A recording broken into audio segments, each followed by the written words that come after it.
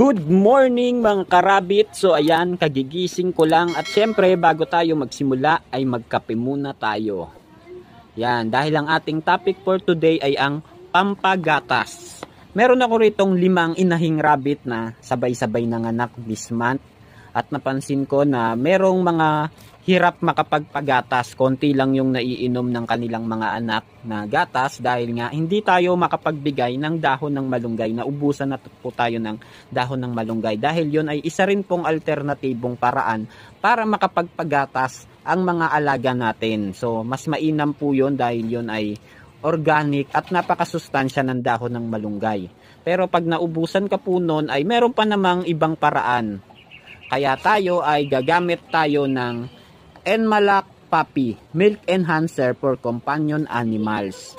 Dahil meron nga rin tayong dyan na payat na kits, hindi pantay yung kanilang paglaki dahil yung isa ay mataba at yung isa naman ay payat. So yun yung hindi nakadede nung umpisa kaya naunahan na siya ng size ng kanyang kapatid.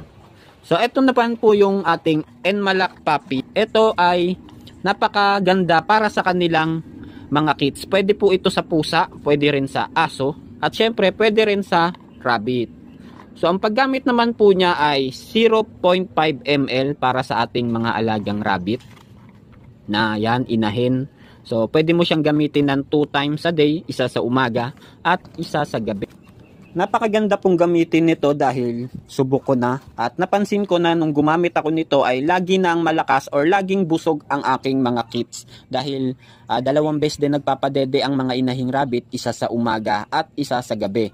Kaya yung 2 beses na paggamit ng Enmalak Puppy na 0.5 ml ay maganda rin sa kanila na makapag-boost sila ng milk para ma-supply nila sa kanilang anak, especially doon sa mga maraming anak na minsan ay umaabot ng 8 to 12 yung kits.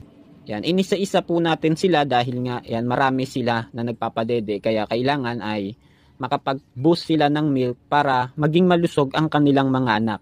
Yan, iba-iba pong lahi yung ating binigyan ng Enmalak Puppy.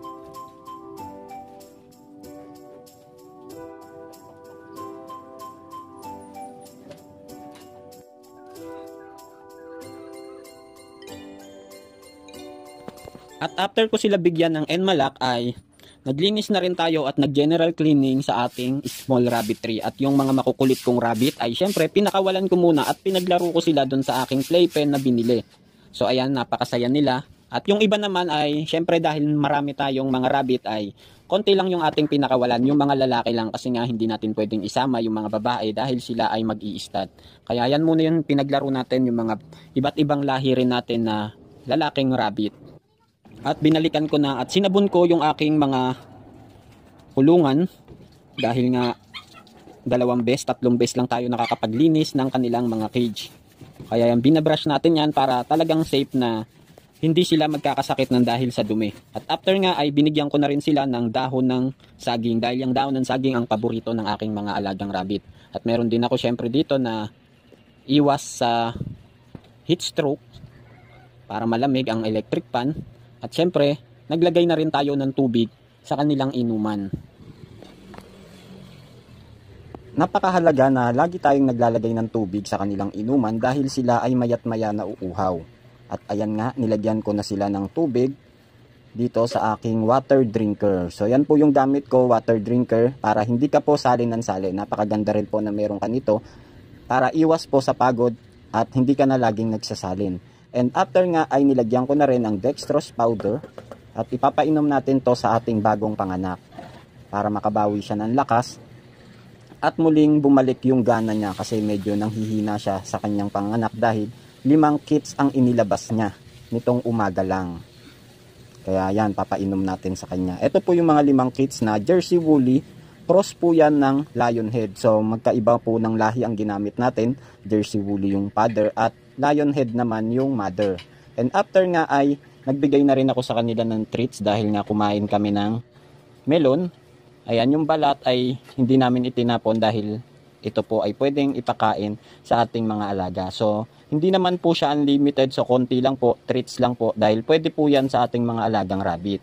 Pero hindi yan pwedeng araw-araw. So minsan mo lang sila bibigyan for treats lang at konti lang din dahil masama sa kanila ang water content na kinakain kasi ito ay masyadong matubig at nagiging cause ng pagtatae. At hanggang dito na lang at maraming salamat. Thank you for watching.